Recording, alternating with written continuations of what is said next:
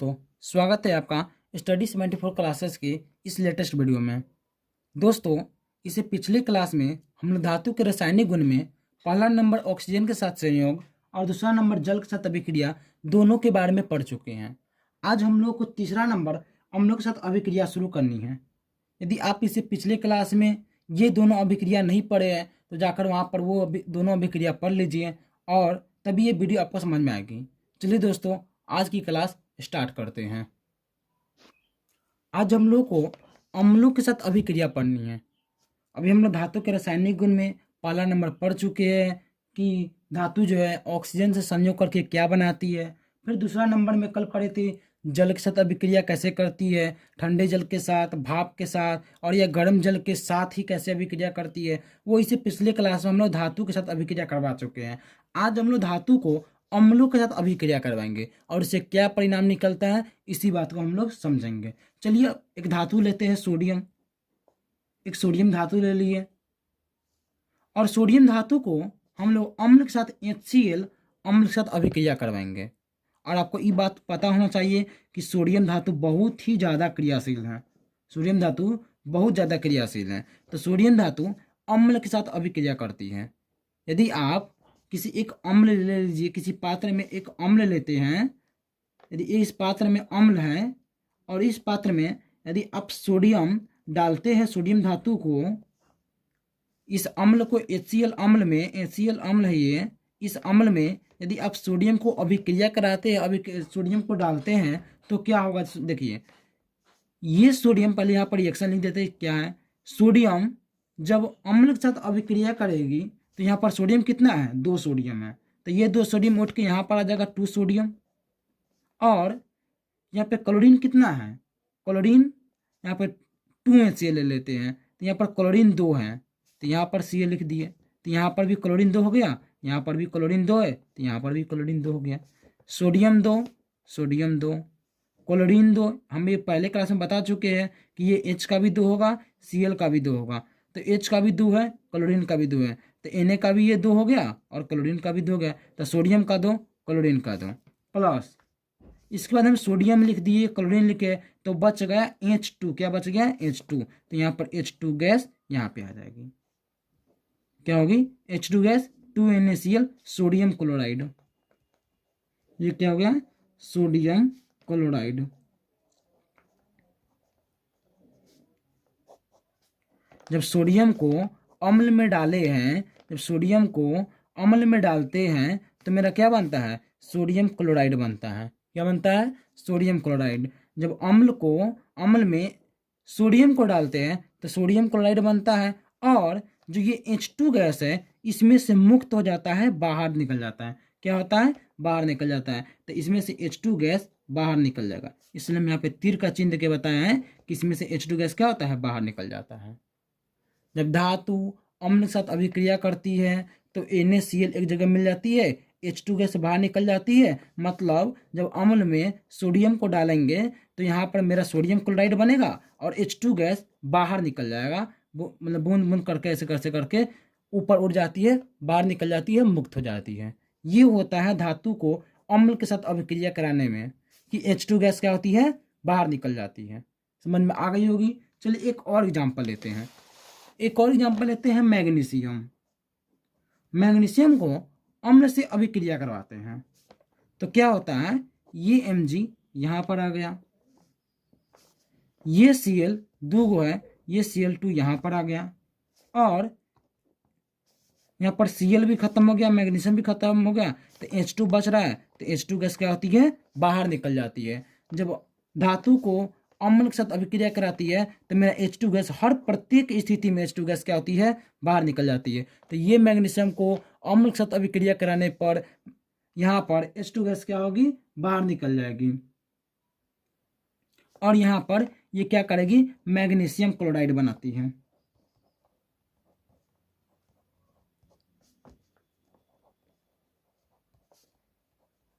समझ में आ गई होगी कि जब धातु अम्ल के साथ अभिक्रिया कराती है तो H2 गैस बाहर निकल जाती है और यहाँ पर जब मैग्नीशियम अभिक्रिया की है तो मैग्नीशियम क्लोराइड बनाती है। आप ऐसे भी समझ सकते हैं कि एक अम्ल ले लीजिए, एक जगह एक पात्र में अम्ल ले लीजिए और इस अम्ल में मैग्नीशियम धातु मिला दीजिए, तो मैग्नीशियम धातु क्या करेगा, मैग्नीशियम Cl के साथ जाकर मिल जाएगा तो बना लेगा MgCl2, और ये H2 है, H2 ये बाहर निकल जाएगा, मुक्त हो जाती है। इसलिए यहाँ पर तीर के चिन्ह के दर्शाया है कि H2 गैस क्या होती है, बाहर निकल जाती है।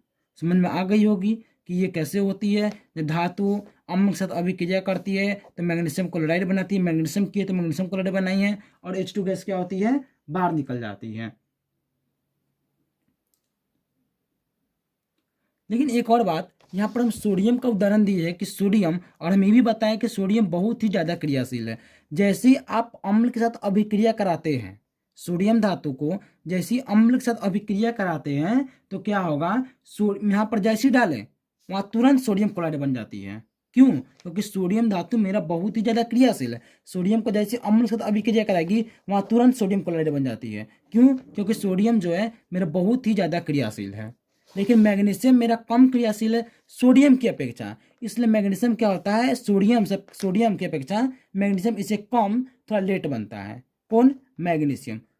सोडियम और मैग्नीशियम की बात करें तो सोडियम ज़्यादा क्रियाशील है, मैग्नीशियम कम क्रियाशील है सोडियम की अपेक्षा, इसलिए सोडियम जल्दी से तुरंत सोडियम क्लोराइड बनाती है, लेकिन मैग्नीशियम सोडियम की अपेक्षा थोड़ा लेट से बनाती है, मैग्नीशियम क्लोराइड बनाती है। जो ज़्यादा क्रियाशील होगा वो उतना ही तेज़ी से अपना क्लोराइड बना लेगी और H2 गैस मुक्त कर लेती है। जो कम क्रियाशील होगी वो थोड़ा धीरे धीरे करती है।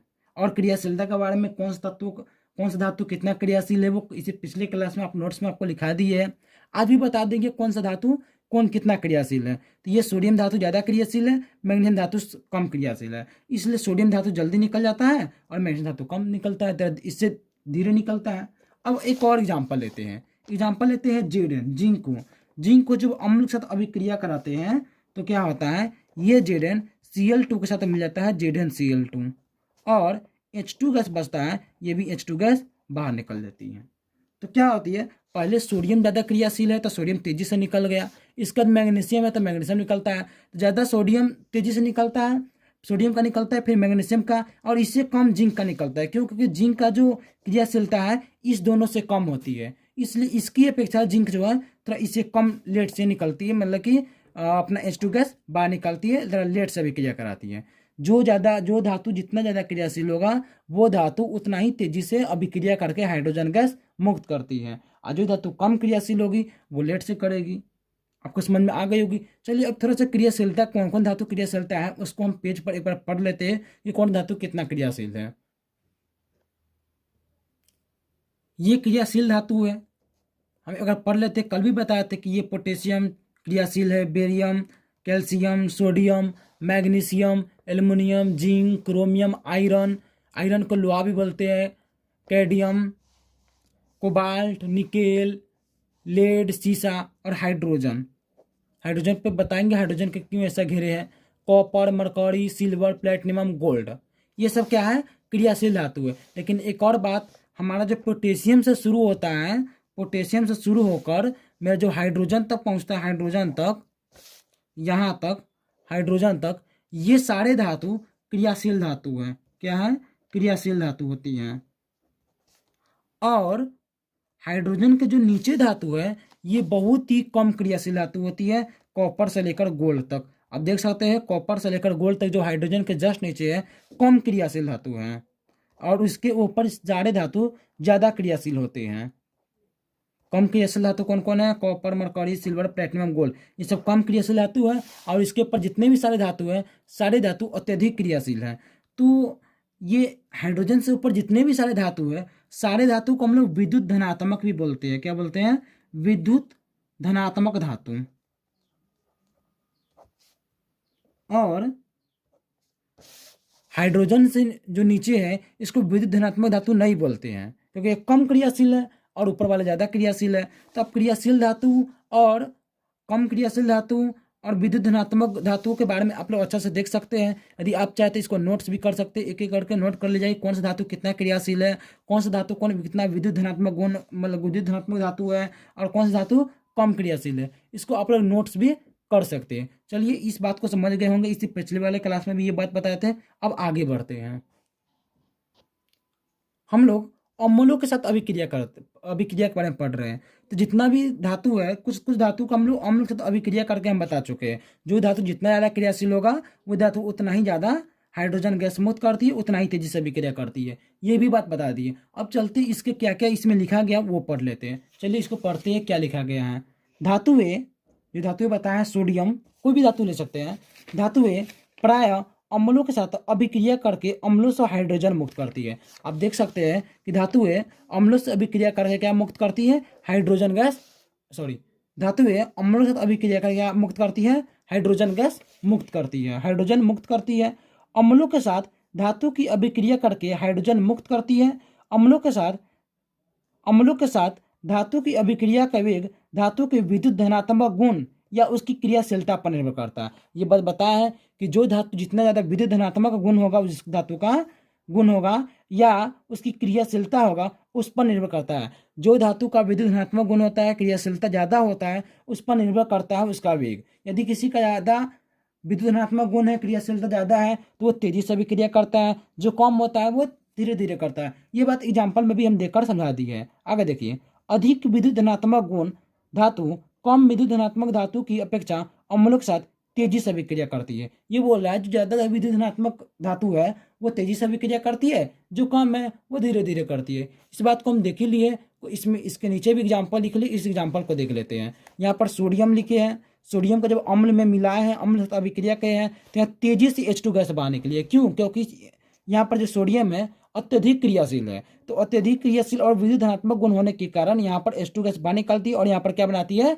Sodium chloride. जो एग्जाम्पल को इसे दूसरे पेज में हम देखकर समझा चुके हैं कि जब धातु को अम्ल के साथ अभिक्रिया कराती है तो सोडियम क्लोराइड बनाती है और H2 गैस मुक्त करती है। चलिए अब नेक्स्ट पेज में देखते हैं क्या है।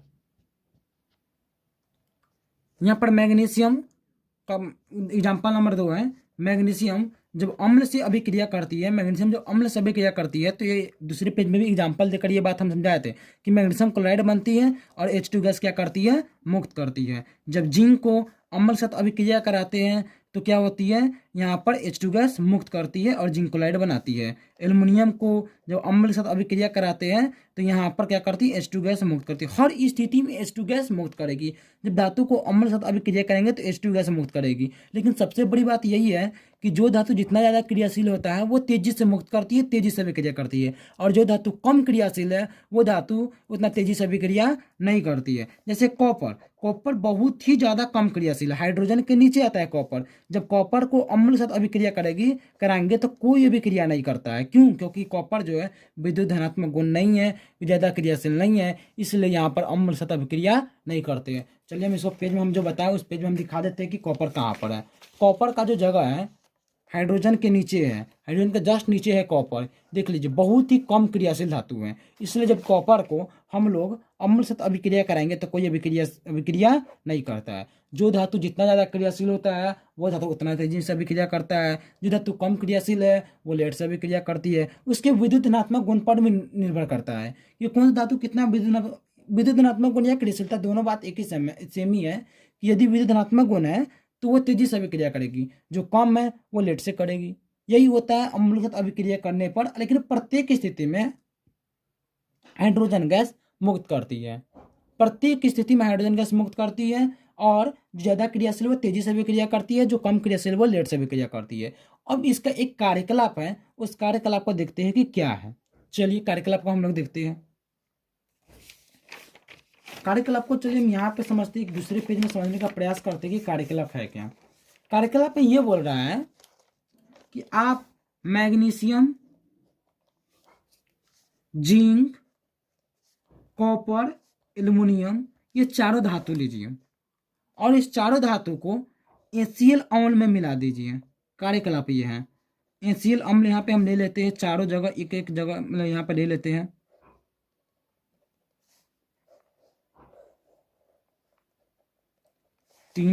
चार पात्र ले लेते हैं, चारों पात्र में मिला देंगे। ये चार पात्र है, चारों पात्र में HCl अम्ल है। इस HCl अम्ल में हम लोग Mg मैग्नीशियम मिला देते हैं।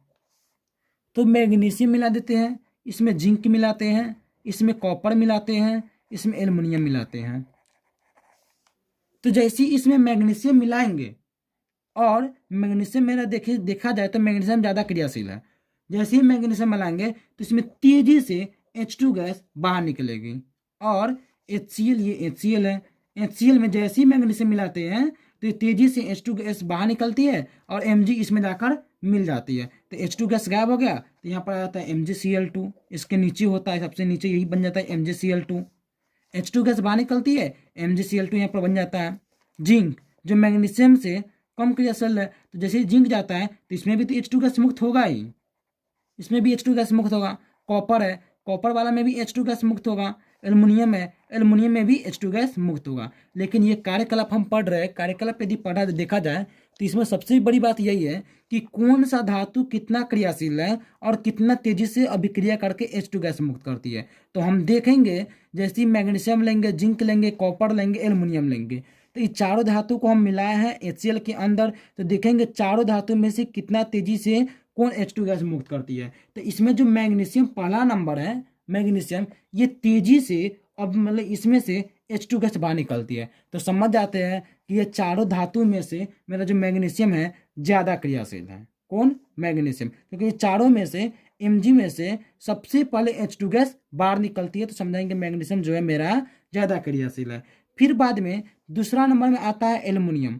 दूसरा नंबर में एल्युमिनियम ऐसा धातु है कि मैग्नीशियम के बाद जस्ट एल्युमिनियम का निकलता है। इसका मतलब है एल्युमिनियम मेरा सबसे ज़्यादा क्रियाशील है।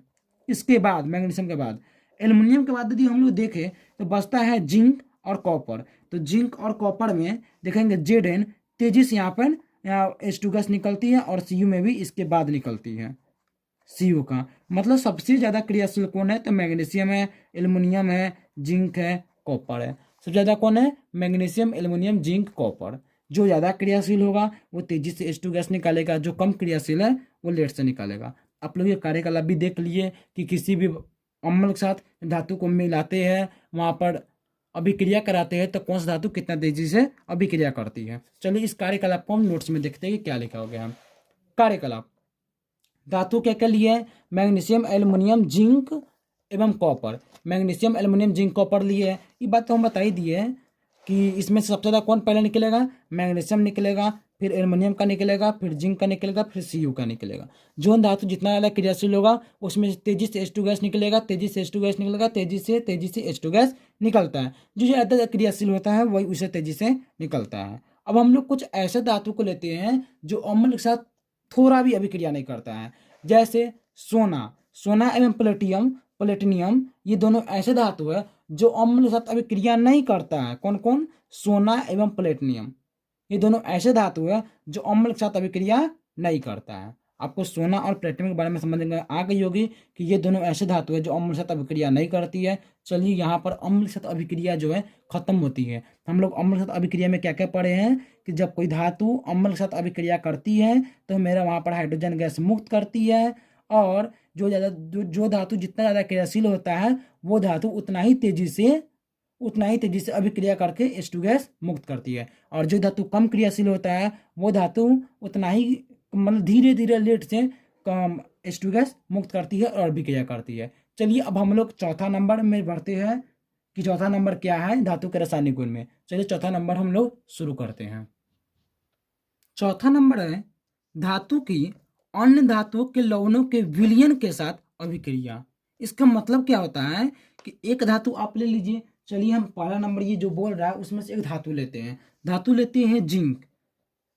धातु की अन्य धातुओं के लवणों के विलयन के साथ एक ऐसा और धातु लेना है जो उसका विलयन हो और उस विलयन के साथ जिंक को अभिक्रिया कराना है। चलिए हम लोग अभी इसको समझते हैं। एक धातु ले लिए जिंक, और दूसरा बोलता है कि एक ऐसा धातु लीजिए जो उसका विलयन हो। चलिए हम एक और धातु लेते हैं जिसका नाम है कॉपर। क्या है? नाम है कॉपर। कॉपर धातु को विलयन बनाते हैं। आप लोग विलयन के बारे में जानते होंगे कि विलयन क्या होता है। विलयन उसे कहते हैं, यदि हम लोग देखें इसका एग्जाम्पल लेकर समझते हैं। यदि हम चीनी ले लें, पानी ले लें, तो चीनी पानी को हम लोग बढ़िया से मिला दें तो विलयन तैयार हो जाएगी। और ये विलयन एक ऐसा विलयन है कि यदि हम चीनी पानी को हर जगह मतलब ऊपर से टेस्ट करें तब, बीच में से टेस्ट करें तब, नीचे से टेस्ट करें तब, तीनों जगह चीनी की मात्रा पानी में हर जगह समान होती है। मतलब इस विलयन का ये मतलब होता है कि उस किसी भी पानी में, द्रव में, वहाँ पर प्रत्येक जगह, प्रत्येक स्थिति में वहाँ पर हर जगह मात्रा समान हो, उसे विलयन कहते हैं। इसलिए जब हम चीनी पानी को मिक्स करते हैं तो वहाँ पर हर जगह मात्रा समान होती है, इसलिए उसे हम लोग विलयन कहते हैं। तो हम लोग क्या करते हैं, यहाँ पर एक कॉपर का विलयन बनाते हैं। कैसे करेंगे, ध्यान से देखिए। एक हम यहाँ पर पानी लेते हैं, द्रव, ये पानी ले लिए। पानी जो है, पानी में, और कॉपर जो होता है नीला रंग का होता है। क्या होता है, नीला रंग का होता है। तब पानी के अंदर हम लोग कॉपर को डाल देंगे। पानी के अंदर क्या करेंगे, कॉपर को डाल देंगे। तो जैसे ही हम पानी के अंदर कॉपर को डालेंगे तो ये पानी का, कॉपर का रंग नीला होता है। जैसे ही डाल देंगे, आप लोग को यदि देखा जाए तो हम कॉपर का कॉपर का, अच्छा कॉपर को हम लोग यहाँ पर पानी में डाल दिए। तो कॉपर को हम जैसे ही हम लोग पानी में डाल देते हैं तो ये जो हम तैयार होता है उसको बढ़िया से मिला देते हैं। और जैसे ही नीला रंग का इसमें डाले हैं तो यहाँ पर जो ये विलयन तैयार होता है ये भी नीला रंग का हो जाता है। क्या होता है, नीला रंग का। कॉपर को हम लोग पानी के अंदर डालते हैं और कॉपर नीला रंग का होता है। ये नीला रंग पानी के अंदर चला जाता है, इसको बढ़िया से मिला देते हैं और ये एक विलयन तैयार होता है। क्या होता है, विलयन। और कॉपर नीला रंग का होता है, जैसे ही इसमें डालते हैं तो ये विलयन भी क्या हो जाता है, नीला रंग का हो जाता है। क्या हो जाता है, नीला रंग का हो जाता है। तो यहाँ पर एक धातु का विलयन तैयार हो गया। कॉपर धातु का एक विलयन तैयार कर लिए कि जब कॉपर को हम लोग पानी में मिक्स करते हैं तो यहाँ पर एक विलयन तैयार होता है जो नीला रंग का होता है। और इस नीला रंग को जो ये विलयन तैयार होता है, ये चौथा नंबर अभिक्रिया ये बोलता है। अच्छा, ये जो विलयन तैयार हुआ है, इस कॉपर को हम लोग पानी में मिला है, ये विलयन तैयार हुआ है, कॉपर का विलयन। इस कॉपर का विलयन का नाम होता है कॉपर सल्फेट। क्या नाम होता है, कॉपर सल्फेट। कॉपर सल्फेट का, इसका रासायनिक सूत्र होता है CuSO4। CuSO4। यहाँ पर हम लोग कॉपर का एक विलयन तैयार किए हैं जिसका नाम है कॉपर सल्फेट, CuSO4। तो ये क्या बोलता है, चौथा नंबर ये अभिक्रिया, कि आप एक ऐसा धातु लीजिए, धातु ले लिए, और एक ऐसा धातु लीजिए जिसका एक विलयन हो। क्या बोलता है, एक धातु लीजिए, और दूसरा में फिर बोलता है धातुओं के लवणों का एक विलयन लीजिए। तो धातु के लवण के यहाँ पर हम लोग विलयन तैयार कर लिए, कॉपर सल्फेट। और ये बोलता है इसमें कि ये धातु के विलयन को आप उस धातु से अभिक्रिया कराइए। मतलब हम लोग यहाँ पर जिंक को कॉपर सल्फेट के साथ अभिक्रिया कराएंगे। तो CuSO4 के साथ हम यहाँ पर अभिक्रिया कराते हैं। क्या कराते हैं, अभिक्रिया कराते हैं। जिंक को कॉपर सल्फेट के साथ, ये कॉपर सल्फेट हम लोग जो बनाया है इसके साथ अभिक्रिया कराते हैं। चलिए हम यहाँ पर अभिक्रिया कराते हैं। ये हम जो कॉपर सल्फेट यहाँ पर बनाया है, कॉपर सल्फेट को उठा के हम लोग यहाँ पे रखते हैं। कॉपर सल्फेट यहाँ पर डाल दिए, ये है कॉपर सल्फेट। अच्छा, एक और बात, हम यहाँ पर क्या करते हैं, जिंक धातु है, कॉपर धातु है, जिंक धातु है, कॉपर धातु का विलयन है। तो यदि देखा जाए तो जिंक और कॉपर में सबसे ज़्यादा क्रियाशील कौन होता है, जिंक होता है। आप लोग देख लीजिएगा कौन सा धातु कितना क्रियाशील है। तो जिंक धातु सबसे ज़्यादा क्रियाशील होता है कॉपर से। तो क्या होगा, ये कॉपर सल्फेट जो CuSO4 है, CuSO4 को हम लोग यहाँ पर जिंक से अभिक्रिया कराएंगे। मतलब इसमें हम लोग जिंक डाल देते हैं, जिंक का एक टुकड़ा लिए इसमें डाल दिए। तो क्या होगा, ये जिंक का टुकड़ा इसमें जैसे ही हम लोग डालेंगे तो क्या हो जाएगा कि ये जो कॉपर सल्फेट बना हुआ है, तो कॉपर सल्फेट में जो इसके अंदर है, इसमें से कॉपर सल्फेट में जिंक जाएगा, कॉपर को यहाँ से साइड कर देता है। क्या कर देता है, साइड कर देता है। और कॉपर को क्या बोलता है, यहाँ पर नीचे बैठा जाता है। यहाँ पर कॉपर को यहाँ पे नीचे बैठा दिया।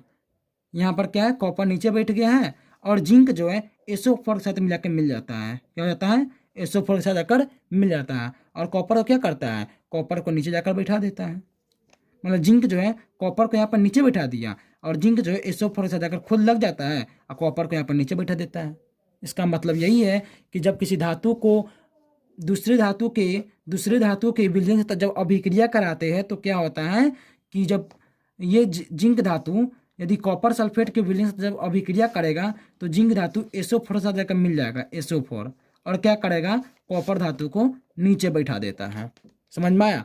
जब किसी धातु को दूसरे धातु के लवणों के विलयन से जब अभिक्रिया कराते हैं तो क्या करता है, कॉपर को साइड करके कॉपर को नीचे बैठा देता है और यहाँ जाकर खुद लाकर ZnSO4 बन जाता है। आप देख सकते हैं यहाँ पर Cu कॉपर का एक विलयन तैयार किए है, कॉपर सल्फेट जब ऐसे पूरा मिक्स कर देते हैं, कॉपर कम क्रियाशील है तो कम क्रियाशील होने के कारण, और जेडन ज़्यादा क्रियाशील है तो जेडन क्या करता है, कॉपर को साइड कर देता है। कॉपर को साइड यहाँ पर कर दिया, कॉपर को नीचे बिठा देता है और खुद जाके SO4 के साथ कॉपर को हटा देता है, SO4 के साथ जेडन खुद लग जाता है। क्योंकि जेडन ज़्यादा क्रियाशील है, कॉपर कम क्रियाशील है। समझ में आ गई होगी कि जब कोई धातु किसी दूसरे धातु के लवणों के विलयन से जब अभिक्रिया करती है तो कॉपर को नीचे बैठा देती है और वहाँ से कॉपर को साइड कर देती है और खुद जाकर वहाँ पर लग जाती है। समझ में आ गई होगी कि ये अभिक्रिया क्या है और कौन कर सकता है, कि इसके अंदर किसके अंदर पावर है कि एक धातु दूसरे धातु को साइड कर सके। जो धातु जितना ज़्यादा क्रियाशील होगा तो अपने से कम धातु के क्रियाशील को साइड कर सकता है। कौन? जो ज़्यादा क्रियाशील है वो कम क्रियाशील को साइड कर सकता है। तो जेडन ज़्यादा क्रियाशील है इसलिए कॉपर को साइड करके नीचे बैठा दिया और खुद जाकर SO4 के साथ यहाँ पर लग गया है। आप लोग को समझ में आ गई होगी कि जब धातु की अन्य धातु के लवणों यहाँ पर है, अन्य धातु के लवणों के विलयन, यहाँ पर विलयन के साथ अभिक्रिया कराते हैं तो कॉपर को नीचे बैठा देती है। कौन? ज़्यादा क्रियाशील होता है वो, और वहाँ पर जो कम क्रियाशील उसको साइड करके नीचे बैठा देती है और खुद जाकर लग जाती है। आपको समझ में आ गई होगी। चलिए अभी से हम लोग नोट्स में पढ़ लेते हैं। यहाँ पर है धातु की अन्य धातुओं के लवणों के विलयन के साथ अभिक्रिया। देखते हैं क्या लिखा गया है। क्रियाशील धातुएं अपने से कम क्रियाशील धातु की, जैसे यहाँ पर क्रियाशील धातु जिंक है, अपने से कम क्रियाशील धातु यहाँ पर कॉपर है। तो क्या है, क्रियाशील धातु अपने से कम क्रियाशील धातुओं के लवणों के विलयन से कम क्रियाशील धातु को विस्थापित कर देता है। इस लवणों के विलयन में से यहाँ से विस्थापित कर देता है और कॉपर को नीचे बिठा देता है। यही है धातु के अन्य धातु के लवणों के विलयन से अभिक्रिया, कि जब कोई धातु दूसरे धातु के लवणों के विलयन से अभिक्रिया करती है तो ज़्यादा क्रियाशील धातु अपने से कम क्रियाशील धातु को वहाँ से विस्थापित कर देता है और खुद जाकर वहाँ पर लग जाता है। चलिए ये बात आप लोगों को समझ में आ गई होगी कि धातु की अन्य धातु के लवणों के विलयन से अभिक्रिया क्या होती है। एक एग्जाम्पल से समझिए। चलिए हम लोग इसे नेक्स्ट पेज में बढ़ते हैं। नेक्स्ट पेज में हम लोग यहाँ पे लिख भी दिए एग्जाम्पल को। जब जिंक को कॉपर सल्फेट के साथ अभिक्रिया कराते हैं तो यहाँ पर कॉपर को नीचे बैठा दिया है और जिंक जाकर SO4 के साथ यहाँ पर लग जाता है जिंक सल्फेट। कौन? क्योंकि जिंक ज़्यादा क्रियाशील होता है, कॉपर कम क्रियाशील होता है जिंक की अपेक्षा, तो जिंक इसको साइड कर देता है, खुद जाकर लग जाता है। इसको पढ़े जब यहाँ पर हम लिखे हैं, जब जिंक धातु के एक टुकड़ों को कॉपर सल्फेट के विलयन में डालते हैं तो कॉपर सल्फेट का विलयन ये है। हम इसका विलयन भी बनाकर दिखाएं कि ये विलयन कैसा होता है। डालते हैं तो कॉपर सल्फेट विलयन का नीला रंग धीरे धीरे गायब होने लगता है। जैसे ये कॉपर सल्फेट का जो रंग जो है हम बताए हैं नीला होता है, तो इसका जो नीला रंग धीरे धीरे गायब होने लगता है। कब? जब जिंक को हम इसके अंदर डालते हैं तब। तो जिंक को डाल दिए तो इसका नीला रंग धीरे धीरे गायब होने लगता है, और जैसे ही गायब हो जाएगा तो जिंक का जो लाल रंग होता है इस पर ये नीला रंग गायब होकर यहाँ पे लाल रंग इसका जो तैयार हो जाता है। कॉपर सल्फेट का नीला रंग धीरे धीरे गायब होने लगता है और कॉपर धातु की लाल परत जिंक धातु पर जम जाती है। जिंक धातु पर जाकर वहाँ पर जम जाती है, कॉपर को नीचे बैठा देती है और यहाँ पर तैयार होता है जिंक सल्फेट। जब एक धातु क्रियाशील धातु अपने से कम क्रियाशील धातु को जब अभिक्रिया करती है तो यहाँ पर कॉपर धातु के नीचे बैठा देती है और खुद जाकर कॉपर को साइड करती है, खुद जाकर लग जाती है। यही होता है जब एक धातु के दूसरे धातु के विलयन के साथ अभिक्रिया कराने पर क्या होती है कि अपने से कम क्रियाशील धातु को नीचे जाकर बैठा देती है। चलिए अब एक और एग्जाम्पल लिए हैं। यहाँ पे एग्जाम्पल लिए है लोहा। क्या लिए है? लोहा। यहाँ पर कॉपर सल्फेट लिए। कॉपर कम क्रियाशील धातु है, कॉपर क्या है? कम क्रियाशील धातु है, तो कॉपर को नीचे बैठा देगा और लोहा को जाकर SO4 साथ लग गया। लोहा Fe जो है SO4 साथ यहाँ पर लग गया, बना लिया फेरस सल्फेट, कॉपर को नीचे बैठा देता है। समझ में आ गई होगी। और यहाँ पर देखिए हम लोग यहाँ पर ही कॉपर को लिए हैं और कॉपर से कम क्रियाशील होता है AgNO3 Ag। तो Ag का यहाँ पर विलयन है, यहाँ पर क्या है?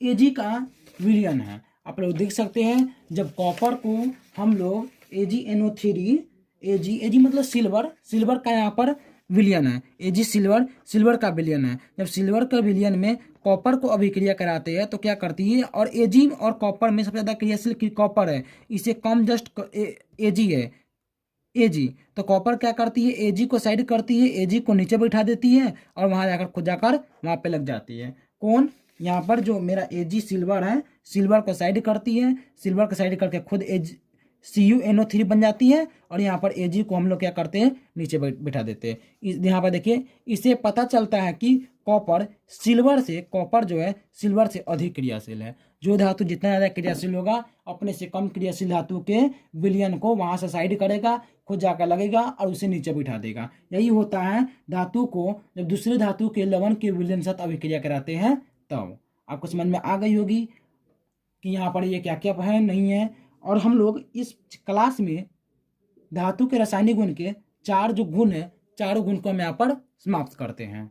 और इसी प्रकार धातु के रासायनिक गुण यहाँ पर खत्म हो जाती है। हम लोग यहाँ पर क्रियाशीलता की जो कौन धातु से क्रियाशीलता है, विद्युत धनात्मक गुण क्या है, वो भी पढ़ चुके हैं। अब हम लोग नेक्स्ट क्लास से अधातु शुरू करेंगे। हम लोग क्लास को यहीं पर एंड करते हैं कि क्या क्या पढ़े हैं। धातु के रासायनिक गुण में पहला नंबर पढ़े हैं अम्लों के साथ अभिक्रिया, दूसरा नंबर धातु के दूसरे धातु के लवणों के विलयन के साथ अभिक्रिया, ये दोनों अभिक्रिया पढ़ चुके हैं। और धातु के रासायनिक गुण के चारों अभिक्रिया हम आज पूरा खत्म करते हैं। कल से हम लोग अधातु शुरू करेंगे। चलिए क्लास को यहीं पर एंड करते हैं। आप लोग इस चैनल को लाइक करिए, कमेंट करिए, शेयर करिए, ज़्यादा से ज़्यादा शेयर करिए। और इसे आप लोग जो हम पढ़ाते हैं इसे खुद नोट्स बनाकर पढ़ सकते हैं। क्लास को एंड करते हैं। चलिए, थैंक यू।